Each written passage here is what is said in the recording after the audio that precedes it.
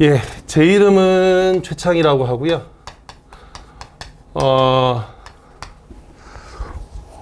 지금 올해 이제 며칠 뒤면 강사 생활도 이제 20년이 돼 가는데, 대찬학원에서는 지금 6년째 고3 하고 있어요.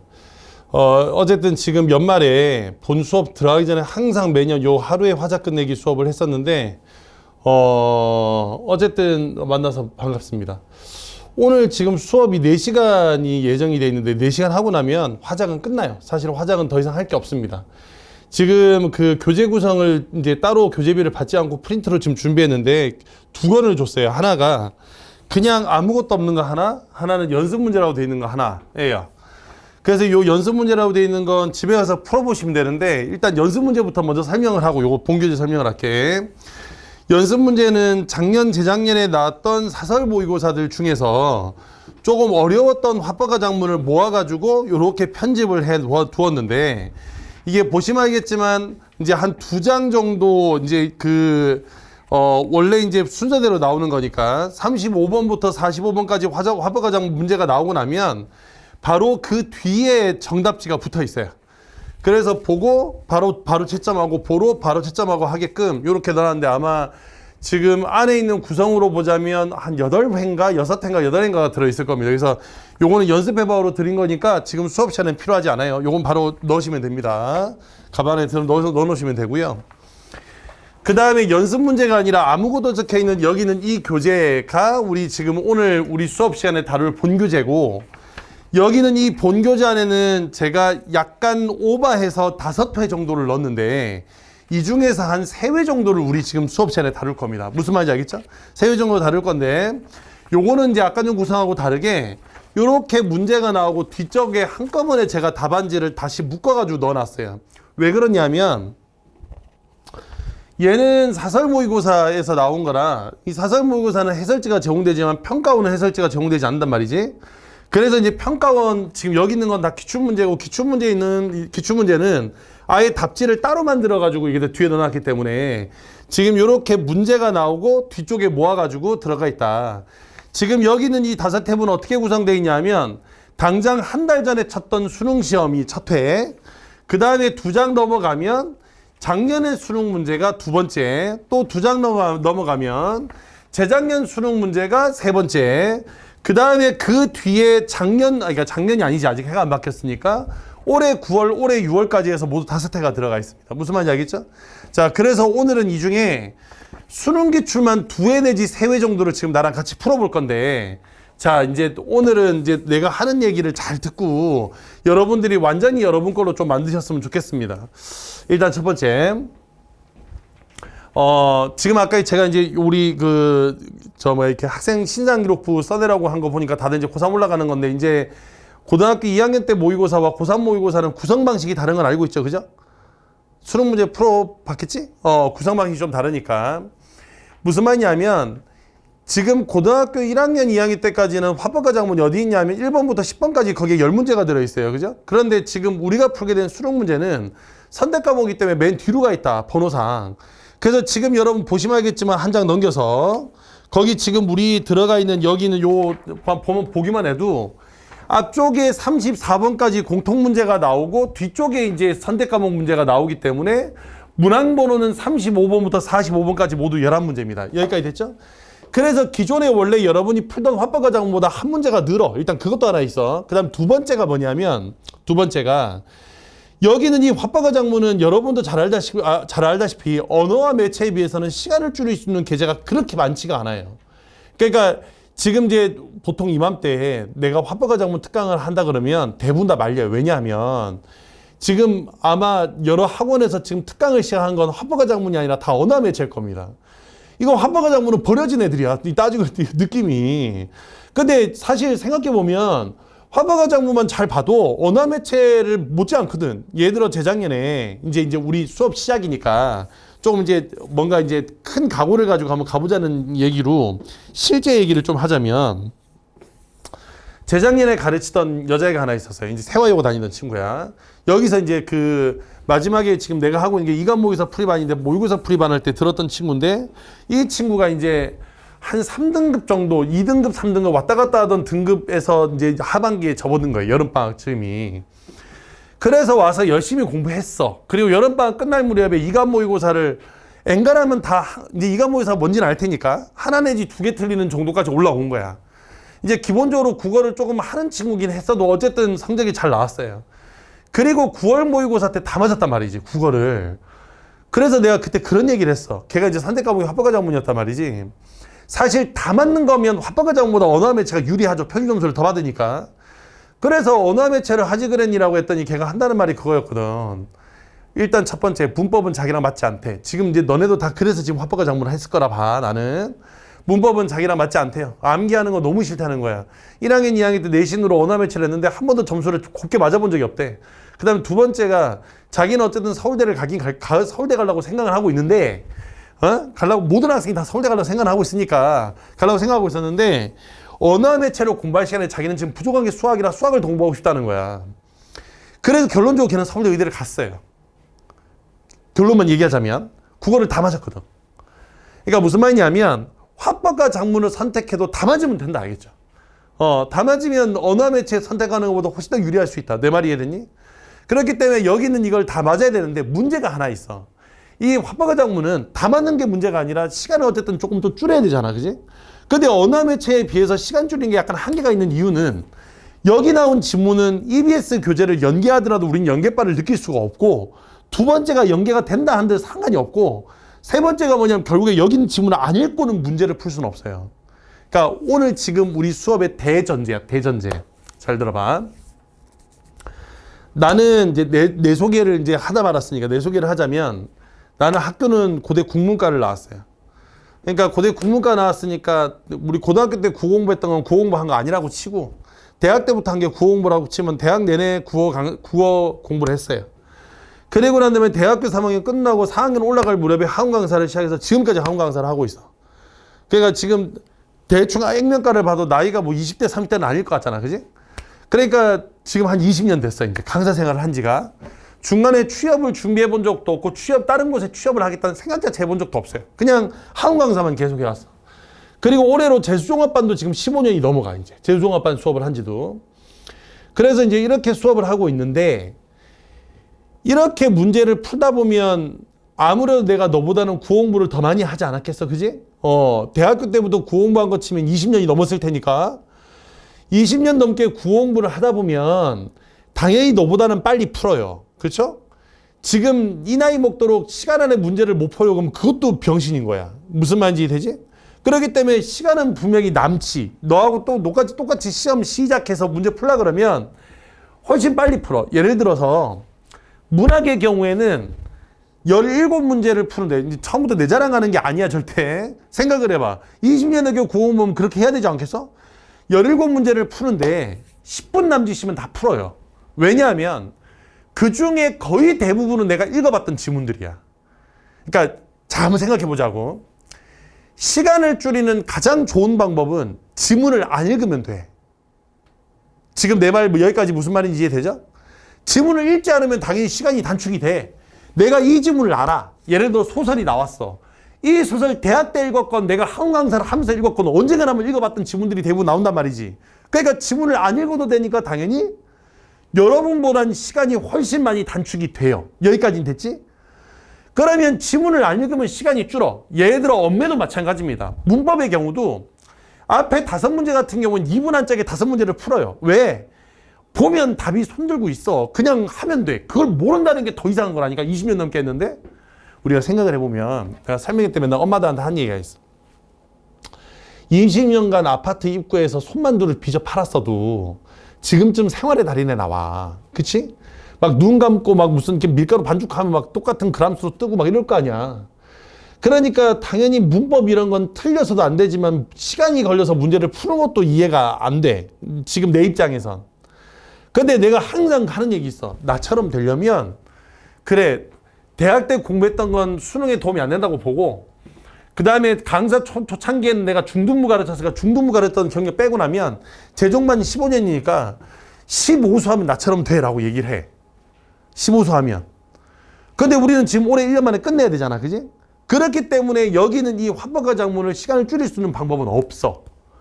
시간을 줄여봐야 1, 2분이야. 이게 확실하게 얘기라고 하는 거야. 왜냐하면 내 방법을 믿고 따라하면 뭐 3분 만에 풀어, 5분 만에 풀어. 다 구라잖아. 어떻게 해서 5분 만에, 3분 만에 풀어. 나도 그렇게 못 푸는데. 그렇기 때문에 여러분들이 이제 여기서 생각할 게 있어. 뭘 생각해야 되냐면, 지문을 안 읽으면 시간이 준다 그랬으니까, 지문을 읽어야 될 수밖에 없다면, 읽어야 되잖아. 철수가 0이야 무슨 대화를 나오는지 알아야 문제를 푸니까. 그러니까 읽어야 돼서 문제를 풀어야 한다고 한다면, 읽긴 읽되 최대한 적게 읽자. 지금 내 말이 무슨 말인지 돼? 오늘 너하고 나하고 오늘 하루 동안 이제 만들 거야. 끝낼 거야, 이거 화작을. 끝내는데 너하고 나하고의 첫 번째 약속은 뭐냐면, 똑같은 지문을 2번, 3번, 4번 읽는 건 사치다 이거야. 왜냐하면 이건 독서도 아니고 낯선 문학도 아니야. 여기서 지금 물고기 눈을 감는 모습을 상상해보자는 이 따위 지문을 3번, 4번, 5번 읽는 게 그게 문제라고. 읽는 횟수만큼 시간은 추가가 됩니다. 무슨 말인지 알겠죠? 그렇기 때문에 최대한 적게 읽고 최대한 정확하게 푼다. 이게 오늘 우리 수업의 목표입니다. 알겠죠? 지금 내 말이 이해돼? 특별하게 얘를 빠르게 읽는 방법은 없어. 대신에 읽기를 때 한 번만 읽고 3문제를 다 풀자. 이게 목표입니다. 지금 내 말이 이해됐습니까? 그래서 요거를 맞춰서 지금 여러분하고 진행하실 거예요. 자, 그래서 수업은 어떻게 진행할 거냐면 문제를 챕터별로 나눠서 진행할 거예요. 지금 이게 올해 수능입니다. 여기 35번부터 37번 있는 요거를 가지고 연습을 좀 하고 그 다음에 그 뒤를 이어가는 게 아니라 이와 똑같은 작년 수능 문제를 가지고 한 번 더 연습을 하고 해서 여기는 문제 유형을 좀 익히실 거예요. 내 말이 이해됐죠? 필기는 어디다 하시면 좋으냐면 이렇게 표지 한 장 넘기면 여기 빈 여백이 있어. 여기다가 지금부터 문제 유형을 정리해서 네가 필기를 할 거야. 여기다 필기하지 마시고 여기다 필기한 다음에 같이 볼게. 무슨 말인지 이해됐어? 그래서 요 페이지를 펴신 다음에 지금부터 차근차근 한번 적어봅시다. 한번. 자, 거기다 한번 적어볼게요. 35번부터 37번 이라고 거기 위에다가 침착하게 써보세요. 챕터는 모두 3개야. 여기 하나, 38번부터 42번 하나, 43번부터 45번 하나. 이렇게 챕터 3개니까. 자, 먼저 여기서부터 가볼게. 이 구간은 화법인데, 자, 이런 수업을 들어본 적도 없을 거예요. 그죠? 특강도 잘 안 하니까 이런 건. 이 자리에 들어가는 지문은 지문의 유형이 다 똑같아. 무슨 말이냐면, 자, 지금 여기 한번 봐봐. 다음은 학생의 발표래. 거기 발표란 말에 동그라미 쳐봐. 발표란 말에 동그라미 쳐봐. 자, 2장 넘겨봐. 그럼 넘겨볼게. 2장 넘기면 2023학년도 수능 문제가 또 다시 나와요. 35, 37번. 다음은 수업 중 학생의 발표이다. 발표에 동그라미 쳐봐. 또 2장 더 가볼게. 2022학년도 수능. 자, 다음은 학생의 발표이다. 발표에 동그라미 쳐봐.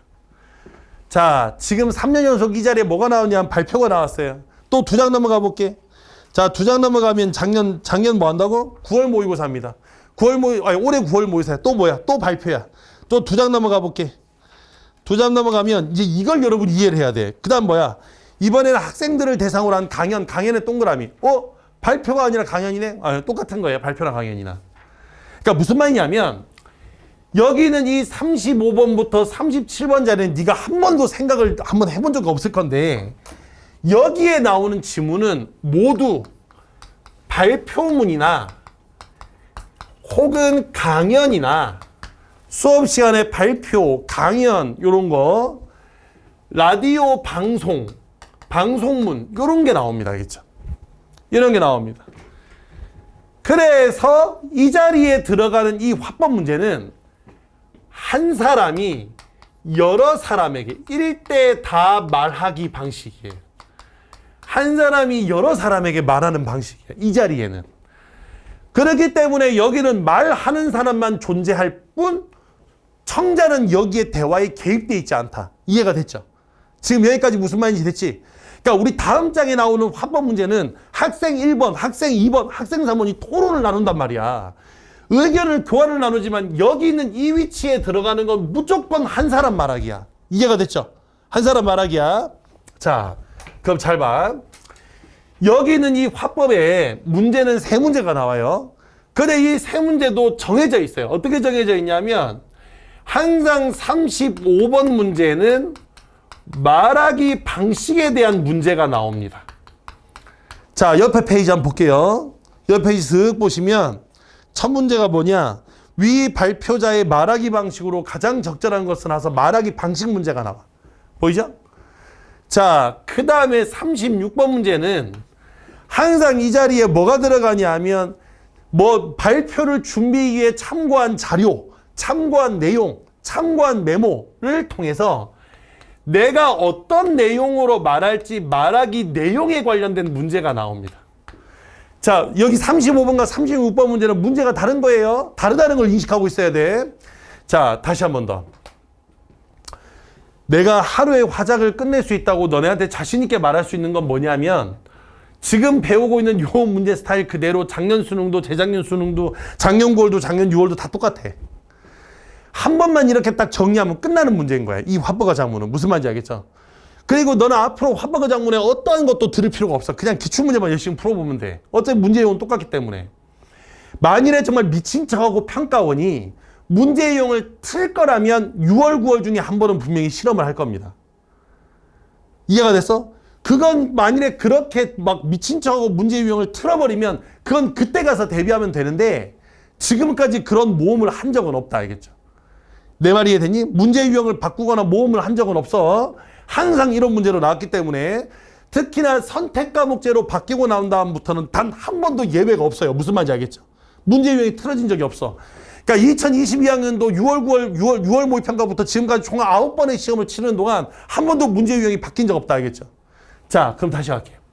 무조건 첫 문제는 방식이고 두 번째 내용은 내용 문제인데 이 방식 문제과 내용 문제를 이렇게 해놓고 여기는 이 37번에 뭐가 들어가냐 하면 항상 여기에서 보기를 활용해서 말하는 사람이 아니라 요건 이제 말하기라면 여기서는 청자, 말하는 사람, 듣는 사람, 청자의 역할을 물어보는 문제가 항상 마지막 문제에 나와요. 그래서 이렇게 세 문제가 등장하는데 자, 기억하고 있어야 됩니다. 첫 번째 1번.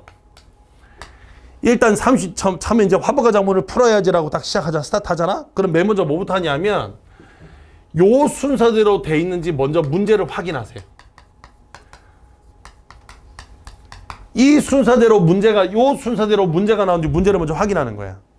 문제를 먼저 확인한 다음에 자, 확인한 다음에 이때 뭘 해야 되냐면 문제를 푸는 순서를 바꿔주는 거예요. 자, 어떻게 바꿔주냐면 자, 아까 내가 금방 서두했던 얘기 다시 한번 떠올려 볼게요. 화작 문제를 풀 때 가장 중요한 건 지문을 최대한 적게 읽고 문제를 해결할 수 있어야 돼. 그래야 시간이 단축이 되니까. 시간을 단축할 수 있는 건 한계야. 우리 화법과 작문은 이제 가장 궁금한 점 중에 하나일 거예요. 적정한 시간은 언제냐? 가장 적정한 시간은 문제가 11문제니까 문제당 1분 해서 11분인데 중간에 가나형, 그러니까 중간에 껴있는 38번부터 42번 사이의 정보가 조금은 판단할 내용이 복잡하기 때문에 거기서 1, 2분을 더 먹는다고 보고 화법과 작문의 가장 적정한 시간은 13분입니다. 알겠죠? 다시 한 번 더. 우리 이 화법과 작문에서 여기는 이 화법과 작문 문제에서 가장 적절하게 써주는 시간은 언제냐면 무조건 13분 이내에서 결정이 돼야 돼. 이거보다 적게 걸리면 무조건 오케이. 이거보다 많이 걸리면 쉽지 않아. 지금 내 말이 무슨 말인지 알겠니? 무조건 13분 이내에 끝내야 돼. 13분 이내에 끝내야 돼. 그러면 푸는 순서는 언제 푸는 게 제일 좋으냐? 나중에 이제 지금 우리 고등학교 1학년, 2학년 때 화작이 맨 처음에 나오니까 1번부터 차례대로 보통 풀잖아. 그죠? 그런데 얘기했지만 고3 올라가는 첫 3월달 모의사부터는 얘가 뒤로 가 있단 말이지. 선택을 해서 풀어야 되니까.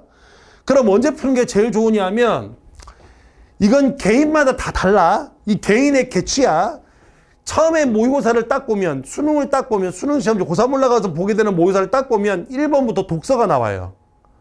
근데 그 독서가 네가 생각하는 그 어려운 독서가 아니라 1번부터 3번까지는 독서론이라는 게 나와. 책 읽으면 어떤 건 좋을까? 책 읽는 게 어떤 효과가 있을까? 이런 거야.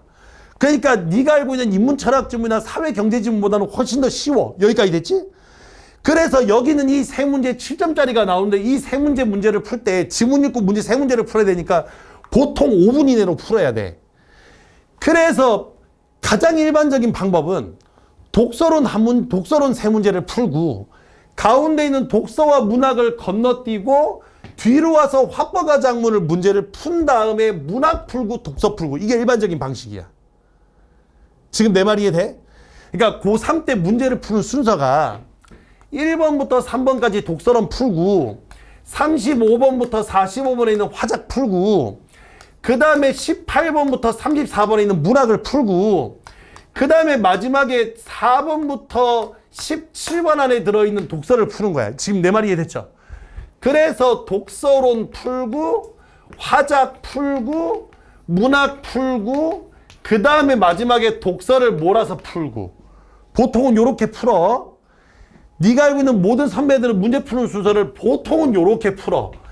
그 중에서 여기는 이 둘은 왔다 갔다. 문학을 먼저 풀고 화작으로 가는 친구도 있어요. 근데 결론적으로 말하자면 여기까지 모두 몇 분 안에 끝내야 되냐? 40분 이내에 끝내야 돼. 이해가 됐죠? 40분. 총 80분 중에 40분 내로 문학까지 끝나 있어야 돼. 그리고 마지막에 독서한테 주는 거라고. 아무리 최근 트렌드가 문학이 어렵고 독서가 쉽게 나온다 하더라도 그래도 문학이 쉬워요. 왜? 아까 얘기했잖아. 국어는 내가 아는 지문 나오면 쉬워져. 근데 문학 중에 절반은 EBS 연계란 말이지. 지문이 그대로 나와. 그러니까 문학이 아무리 어렵다 그래도 반은 뭐 한다고 내가 알고 있는 지문이라 풀기가 쉬워. 시간 맞추기가. 지금 내 말 뭔 말인지 이해됐어? 그래서 여기 있는 거 5분, 여기 있는 13분, 그럼 얼마야? 18분 썼죠, 그죠? 그 다음에 18분 쓰고 나니까 여기에 지금 22분, 뭐 대충 이런 식인 거예요. 여기에 플러스 알파만큼 40분 마이너스 알파가 되는 거야. 이렇게 무슨 말인지 알겠니? 시간이. 그래서 문학이 좀 더 걸리면 독서가 조금 빠지는 정도. 요렇게 해서 시간을 배분하는 거예요. 내 말 이해됐어? 그래서 여기서 화법과 작문은 13분 내에 풀어야 되는데 그러려면 얘기했잖아. 지문을 2번, 3번, 4번 읽으면 안 된다고. 잘 봐. 이거 읽으라 그러면 보통 화법과 작문 공부 안 한 친구들이 어떻게 읽냐면 내가 한번 해볼게. 보통 일반적인 아이들은 이렇게 읽어. 여러분, 물고기가 눈을 감는 모습을 상상해 봅시다. 잘 떠오르지 않으시죠? 일반적으로 물고기는 눈꺼풀이 없어 눈을 감지 못합니다. 물의 산이 눈을 촉촉하게 하고 이물질을 제거해주는 역할을 어쩌고 읽어 쭉쭉쭉 읽어. 유익한 시간이 되었길 바랍니다. 35번 위 발표자의 말하기 방식으로 가장 적절한 건 1번 청중의 이해를 돕기 위해 전문용어의 개념을 정의했다고? 다시 올라가. 여러분 물고기와 상상해 봅시다. 봐, 이렇게 해서 여러 번 읽게 된다고. 2번 청중의 요청에 발표 내용에 대한 정보를 추가했다고? 여러분 물고기가 눈을 감는 모습을 상상해 보시다. 또 읽고 있다고. 3번 청중의 내용을 예측하며 들어 발표 진행수에 안내한다고? 여러분 물고기가 눈을 감는 모습을 상상해 봅시다. 또 읽고 있단 말이야. 그러니까 시간이 여러 걸리겠다. 계속 읽었던 거 또 읽고 읽었던 거 또 보고 또 확인하고 또 읽으니까. 내 말이 이해돼? 그래서 어떻게 순서를 바꾸냐? 잘 들어봐. 이 말하기 방식 문제는 정보를 찾는 게 아니라 전체적으로 어떤 방식으로 여기서 글을 구성했냐를 묻는 거예요. 그러니 내용적인 정리가 되면 방식은 그냥 풀려. 그런데 여기는 35문제를 그렇게 풀고 나고 36번을 또 보면 또 읽어야 돼, 지문을. 그래서 순서를 어떻게 잡냐면 내용을 1번, 방식을 2번, 보기를 3번 요 순서대로 푸는 겁니다. 알겠죠? 그래서 여기에 순서를 바꾸란 말은 내용 문제를 우선한다. 내용 문제를 먼저 풀자. 근데 그 내용 문제가 주로 36번 문제니까 이 지문 읽으면서 35번이 아니라 36번부터 푸는 거예요. 내 말이 이해됐어? 자, 부터 푸는데 중요한 건 두 번째. 얘를 먼저 풀 건데 이때 이제 지문 읽을까요? 지문 안 읽을 수는 없으니까 지문 읽기와 함께 내용 문제를 해결하자.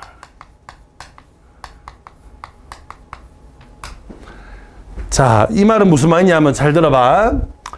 지문을 다 읽고 36번을 푸는 게 아니라 지문을 한 문단, 두 문단씩 끊어 읽을 거예요. 끊어 읽고 난 다음에 내용 문제를 같이 해결할 겁니다. 자, 그러고 나면 아마 지문을 한 번 읽을 때 문제가 하나가 풀릴 거예요. 이걸로 한 번 읽고 한 번 푸는 거야. 다만 세 번째, 지문 읽기를 할 때 지문에다가 표시를 해둘 겁니다.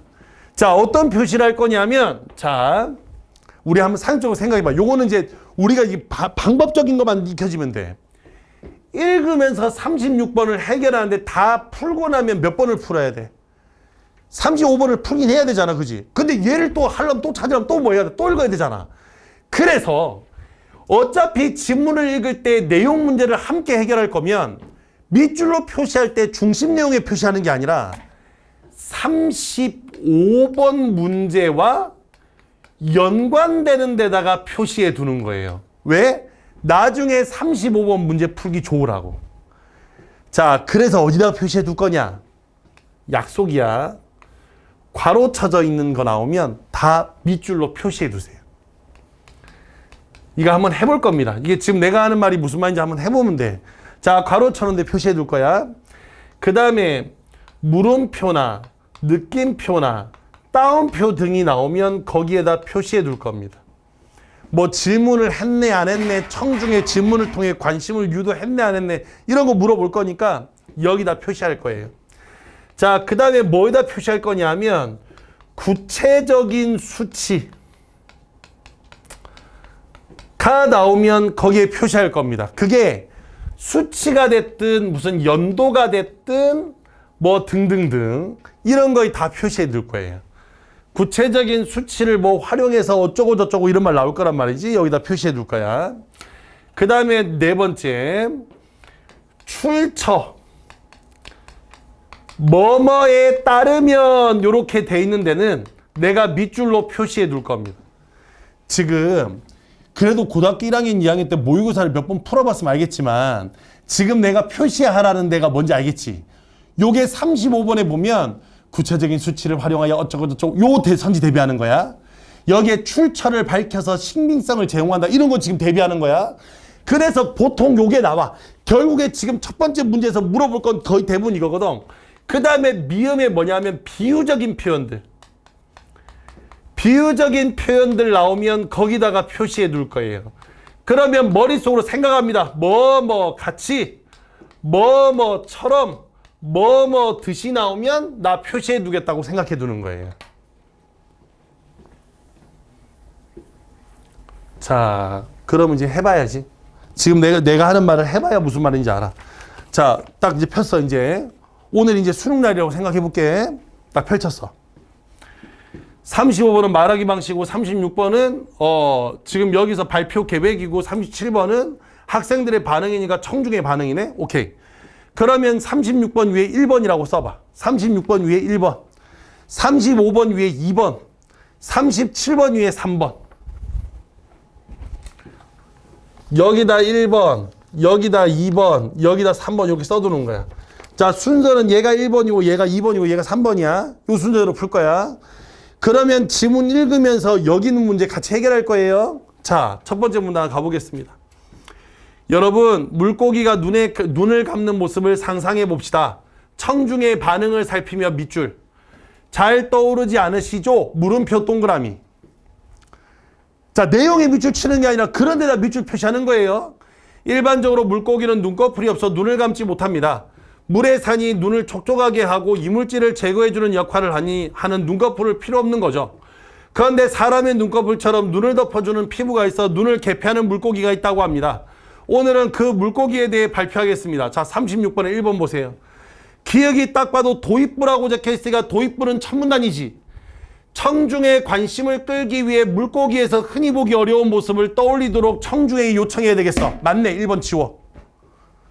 이렇게 해서 끝낸다고. 자, 그러면 이제 니은부터는 전개부니까 이제 다음 두 번째 문단 가는 거야. 자, 두 번째 문단 갈게. 바다와 갯벌을 오가는 말뚝망둥어를 소개해드리죠. 화면을 봅시다. 자료 제시의 밑줄 동영상에다 괄호치세요. 자, 첫 번째 보여준 자료는 동영상이었어요. 말뚝망둥어가 눈을 닫을 때 위로 불룩 솟아오르는 눈이 아래 구멍으로 들어가고 이어서 눈 아래 피부가 올라와 눈을 덮어줍니다. 함몰된 눈이 다시 올라오면 피부가 내려가서 눈이 열리죠. 말뚝망둥어의 눈 구조에 대해서 말씀드릴게요. 자, 자료 대시에다가 밑줄 치고 말뚝망둥어와 물속에서만 사는 둥근 망둥어의 안구와 눈 근육을 각각 그린 그림이다. 자, 각각 그린 그림에다 괄호치세요. 그러면 첫 번째 자료는 동영상인데 두 번째 자료는 그림이야. 이때 그림은 물고기 두 마리가 나와. 무슨 말인지 알겠죠? 자, 두 마리의 물고기가 나와요. 말뚝망어 눈 근육은 둥근 망둥어에 비해 그 기울기가 훨씬 가파릅니다. 이로 인해 눈 근육이 수직 방향으로 수축하며 안구를 아래로 잡아당길 수 있죠. 그래서 말뚝망둥어는 둥근 망둥어와 달리 눈을 닫을 수 있습니다. 한 연구에 따르면 거다 밑줄. 자, 뭐뭐에 따르면 이 뭐야 이거? 출처지 출처. 이런데 밑줄 쳐둔다고. 한 연구에 따르면 거다 밑줄. 자, 말뚝망둥어의 눈의 개폐는 사람의 눈깜바위와 같은 역할을 수행하며 이를 통한 갯벌에서도 살아갈 수 있다고 합니다. 자, 그럼 36번에 2번 보세요. 말뚝망둥어의 눈의 개폐 과정을 드러내기 위해 눈과 눈 아래 피부의 움직임을 순서대로 설명에 대해서 맞지? 아까 동영상 보면서 설명했잖아. 눈이 아래쪽으로 잡아 당기면 거기서 피부가 솟아올라서 눈을 덮어준다고 맞지? 그러면 2번도 치워. 3번 말뚝망둥어의 눈 개폐가 가능한 이유를 설명하기 위해 말뚝망둥어와 둥근 망둥어의 눈 근육을 비교하면서 말한 거 이거 맞아 아니야? 이것도 맞지? 그럼 3번도 치워. 자, 그 다음에 4번에 아직 쭈꾸리는 안 나. 꾸꾸리? 야, 물고기 이름들. 꾸구리? 야, 꾸구리 아직 나오지도 않았어. 야, 안 나왔다. 그러면 나도 꾸구리인데 뜨고. 자, 그 다음부터 갑니다. 자, 일단 1, 2, 3번까지 지웠어. 자, 그 다음 갈게. 민물고기 쭈꾸리가 꾸구리. 아씨, 이름도 겁나 어렵네. 꾸구리도 말뚝망어처럼 눈을 개폐합니다. 다만 차이는 눈이 좌우로 개폐된다는 거죠. 자료 제시 거다 밑줄. 나란히 놓인 두 사진 거다 밑줄. 입에 또 사진이 두 개 있고 두 사진을 보여주네. 자, 물음표에 동그라미 물어봤어. 왼쪽 사진은 꾸구리가 눈으로 들어오는 빛을 줄이기 위해 눈 양옆에 피부로 눈을 덮은 모습입니다. 오른쪽 사진은 꾸구리의 눈이 활짝 열린 것을 확인할 수 있죠. 꾸구리의 눈 양쪽 양옆 피부는 눈으로 들어오는 빛을 조절하는 역할을 합니다. 그렇다면 꾸구리는 밤과 낮 중 언제 주로 활동할까요? 자, 물음표 동그라미. 대답을 듣고 거다 밑줄. 맞습니다. 밤이죠. 그래서 야행성이라는 거예요. 자, 그러면 36번에 4번. 두 물고기의 눈 개폐 양상을 보여주게 말뚝망둥어의 동영상과 꾸구리의 사진을 제시해서, 자, 아까 위에서 말뚝망둥어의 동영상 나왔고 여기 밑에는 꾸구리의 사진 나온 거 맞지, 그지? 그럼 4번도 맞네. 대신에 5번.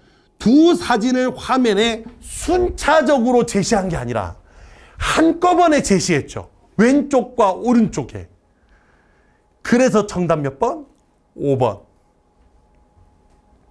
이해가 됐어? 그 문단을 읽은 직후니까 찾을 것도 없잖아. 내가 금방 읽었던 게 왼쪽 오른쪽 얘기했으니까. 그럼 순차적 제시가 아니잖아. 그럼 정답 5번이야. 자, 이렇게 해두고 맨 마지막 오늘 발표 내용 잘 이해되셨나요? 말뚝말둥어와 꾸구리는 모두 눈을 개폐하지만 그 영상과 약화는 각각 다르죠. 특별한 두 물고기에 대해 알게 된 유익한 시간이 되었길 바랍니다. 자, 35번. 청중의 이해를 돕기 위해 전문 용어의 개념을 정의한다. 여기서 정의란, 거기 정의에 동그라미 치세요.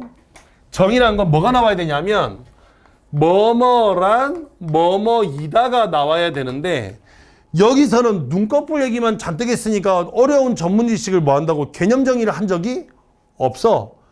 2번. 청중의 요청에 따라 발표 내용에 대한 정보를 추가한다 그랬는데 여기서 내용이 추가된 건 없죠. 그냥 자기가 지금 준비된 것만 딱딱 설명했지 추가한 적은 없어. 그 다음에 3번에 청중의 내용을 예측하여 듣도록 거다 밑줄 가볼게. 발표 진행 순서를 안내한다 거다 밑줄. 자, 요건 기억하시는 거야. 발표 진행 순서를 안내하는 건 항상 어디 나오냐 하면 첫 문단의 마지막에 있어야 돼.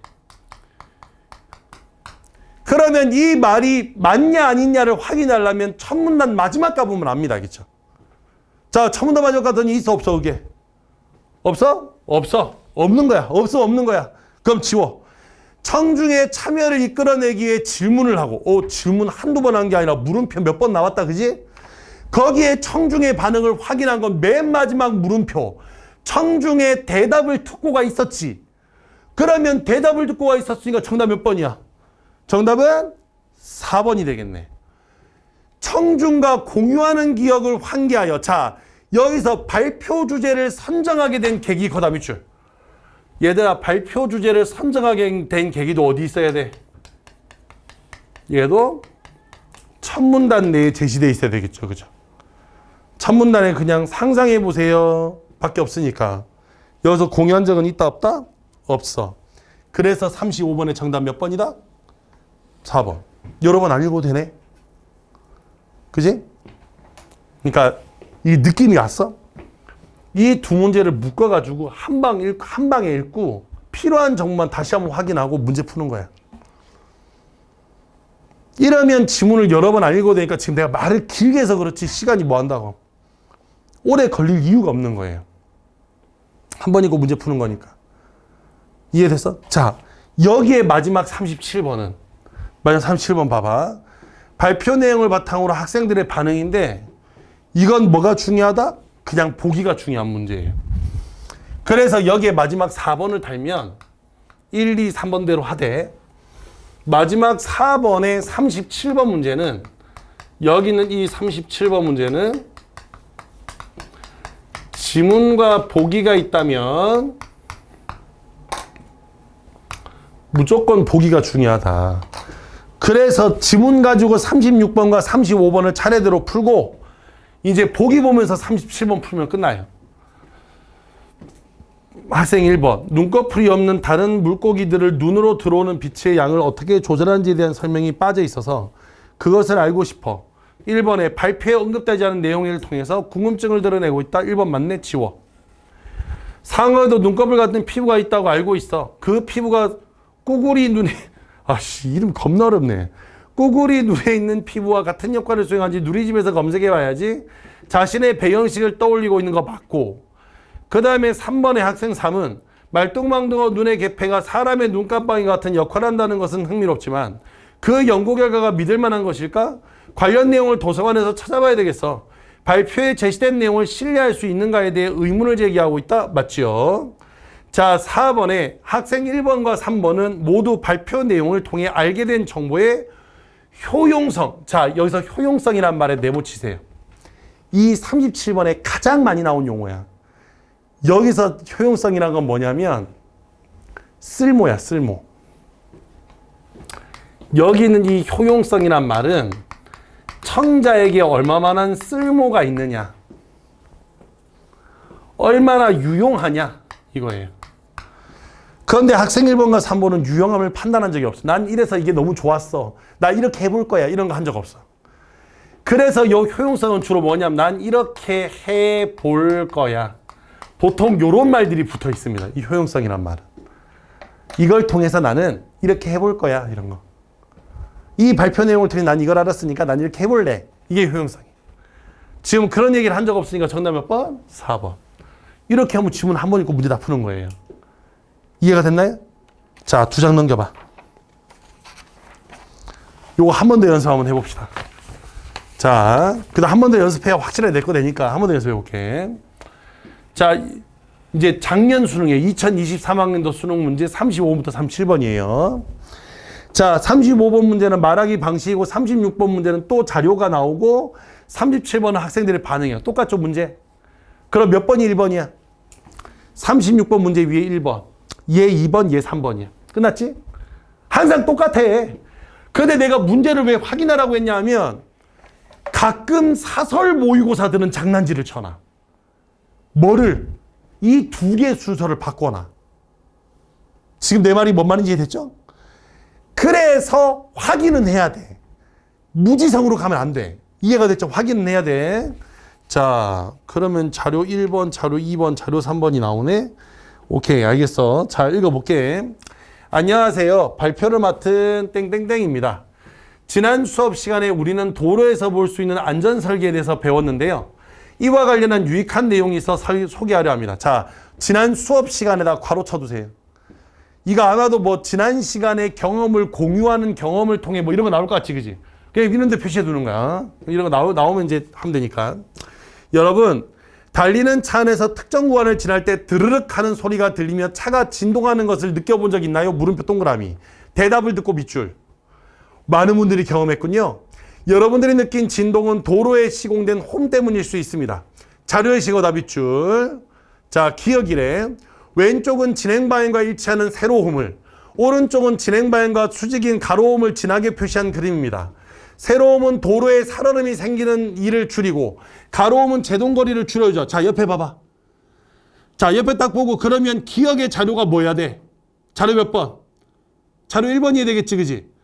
그러면 1번에 자료 1번 기억은 맞는데 갑자기 멜로디는 여기 나오면 돼야 안 돼? 멜로디 얘기한 적 있어 없어? 없어. 1번 지워. 2번에 자료 1번은 기억하고 연결돼야 한다고 갑자기 디귿이 왜 나와? 지워. 그 다음에 4번에 갔더니 기억이 왜 자료 3번과 묶여? 터널 내부에 그 뭐야 빛하고 상관없잖아. 또 지워. 그러니까 기억하고 자료 1번이 연결돼 있어야 돼. 그러니까 2번하고 4번은 그래서 덩달아서 안 돼. 이해가 됐어? 덩달아서 안 되는 거야. 자, 그럼 이제 지웠어. 자, 그 다음에 갈게. 특히 가로음을 활용하면 도로에서 멜로디가 들리게 할 수 있는데요. 잠시 영상을 보겠습니다. 영상 제시거다 밑줄. 차가 특정 도로 구간을 지날 때 동요 멜로디가 들린 것이 신기하죠? 자, 물음표 동그라미. 자료 제시거다 밑줄. 화면에 보이는 것처럼 홈의 너비와 홈 사이의 도로면 너비를 합한 값에 따라 음의 높이가 결정됩니다. 홈 너비는 일정하니까 결국 홈 사이의 도로면 너비에 따라서 음 높이가 달라지는 셈이죠. 이 자료는 없지만 음 길이도 달라지게 홈을 시공하면 차가 달릴 때 멜로디가 들리게 됩니다. 이 멜로디는 운전자의 주의를 환기하여 졸음운전을 예방합니다. 실제로 졸음운전으로 인한 교통사고 발생 건수가 월 평균 2.6건. 자, 월 평균 2.6건 거다 밑줄. 자, 구체적인 숫자가 나와 지금. 그런데 이거 시공하자마자 교통사고가 3개월간 0건 거다 밑줄. 자, 3개월간 0건이란 구체적인 숫자가 나와. 그러면 자료 2번은 멜로디가 나오는 거여야 되니까 니은하고 연결되어 있어야 되겠네. 자, 3번 갑니다. 자료 2번은 특정 구간일 때 지는 차의 진동이 홈 때문에 있다는 니은을 활용한다. 야, 자료 2번과 니은은 차의 진동 얘기가 아니라 멜로디 얘기였잖아. 진동 얘기는 기억의 얘기였고. 그럼 3번 틀렸네. 3번도 틀렸어. 여기서는 진동 얘기를 하고 싶었던 게 아니라 멜로디 얘기하고 싶었다고. 틀렸어. 그래서 3번에 자료 2번과 니은을 연결해서 차의 진동이 아니라 차의 진동에 의한 멜로디가 나왔어야 돼. 그러니까 36번에 3번도 지워져. 자, 그 다음 갈게. 도로에서의 또 다른 안전 설계는 터널에서도 확인할 수 있습니다. 자료 제시. 조명등이 설치된 간격이 달라서 낮에 터널 입구 쪽과 출구 쪽에 중간 공간도 발견돼요. 그림 봐봐. 아, 그 얘기. 그래서 어둠의 밝음에 서서히 익숙해지도록 하는 거래. 그래서 36번의 정답은 5번. 자, 그러면서 맨 마지막. 이렇게 경사를 주고 밤에는 차선이 잘 보이게 미세한 유리알갱이를 차선에 바르기도 합니다. 발표 내용이 잘 이해되었나요? 물음표 동그라미. 그동안 무신고 지나친 도로에서 안전을 위한 장치들을 찾아보시길 바라며 발표를 마치겠습니다. 오케이. 용어의 개념을 정의하여 발표에서 다룰 화제의 범위를 한정하고 있다. 정의 있었어 없었어? 없었네? 1번이 답일 가능성이 높아. 2번. 청중과 공유하는 기억과 관련하여 어디 있어? 지난 수업. 3번. 중간에 청중의 경험과 관련된 질문하여 물음표가 2번이었는데 앞에 물음표. 느껴본 적 있나요? 거기 있지. 3번 지워. 4번 구체적인 숫자 나왔지? 지워. 5번 청중에게 바라는 바를 언급하며 그게 어디 있어? 맨 마지막. 이런 것들을 찾아보길 바라며 발표를 마치겠습니다. 자, 그래서 35번의 정답 몇 번? 1번. 그리고 37번. 학생 1번. 곡선도로에 경사를 준다는 내용을 간략하게 제시해 아쉬워. 원리를 알아봐야 되겠어? 여기서 자신의 의문이 해소되었다는 점에서 발표 내용을 긍정적? 긍정적 아니고 부정적이야. 아쉬워. 아쉽다며. 부정적이야. 긍정적 땡. 2번 멜로디가 들리는 도로가 재미를 위한 것인 줄 알았는데 안전을 위한 것이었군. 이런 도로가 실제로 어디 있는지 조사해 봐야 되겠어. 배경지식과 일치하지 않는 이유? 일치하지는 않는 건 아니야. 그냥 궁금해서 찾아보겠대. 2번 지워.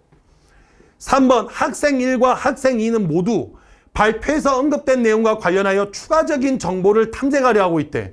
1번, 2번 원리 알아본다고? 어딘지 알아보겠다고? 오케이. 정답은 3번.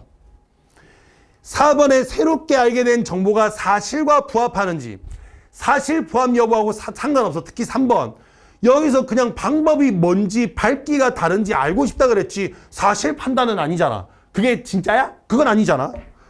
학생 2와 3은 자신의 경험을 바탕으로 발표내용의 형용성 또 나왔다. 뭐뭐 해볼 거야. 여기에서 뭐 한다고 쓸모나 유용. 알았다는 것만 나오지 뭐 어떻게 할 거야 라는 말은 둘 다 없으니까 2번하고 3번의 효용성, 쓸모, 유용성은 나오지 않습니다. 그래서 37번의 정답은 3번이 되겠습니다. 됐어? 다시 나와봐. 지금 이제 세 문제는 끝났어 이제. 그리고 두 장 살짝 넘겨봐 다시. 2022학년도 수능 보세요. 이따 이제 너네가 한번 풀어볼 건데 어때 생긴 모양? 똑같이. 이게 똑같다는 것만 인지하면 끝나. 그러면 방법이 달라질 게 아무것도 없어. 이렇게만 풀면 지문을 딱 한 번 읽어봐야 표시되어 있는 거 한 번 정도 확인하는 거니까 한 1.5회독으로 끝나요. 안 그러면 너는 35번을 먼저 풀면 무조건 36번을 풀 때 본문 지문을 다시 읽어야 된다니까. 두 번 읽는 것보다는 이게 낫지 않겠어? 그죠? 순서를 살짝 바꿔주면. 자, 이렇게 문제를 풀어주시면 되겠습니다. 자, 그럼 다시 맨 앞 페이지로 돌아와서 우리 잠깐 쉬었다가 화장실 잠깐 다녀오시고 이제 사실 오늘 우리 화작의 하이라이트예요. 38번부터 42번. 여기가 거기 그중에 40번 문제 보이죠? 그 40번 문제가 이번 수능의 오답률 4위 문제예요. 독서도 문학도 아니고 화작이 4위였어. 하기야 대박은 뒤에 45번 문제야. 뒤에 45번은 오답률 1위였거든. 문학 독서를 다 제끼고. 화작 45번 문제가 1위라는 건 찐 1위예요. 보통 독서가 오답률 1위라 그러면 그건 보통 찍은 문제거든. 이건 풀었는데 오답률이 그만큼이라는 거야. 그래서 여기는 두 문제가 가장 어려웠고 작년 수능도 40번과 41번이 가장 어려웠어요. 화작에서는. 그래서 여기가 하이라이트다 알겠죠. 잠깐 쉬었다가 여기 이 부분 한번 해보도록 하겠습니다. 화장실 갔다 오세요.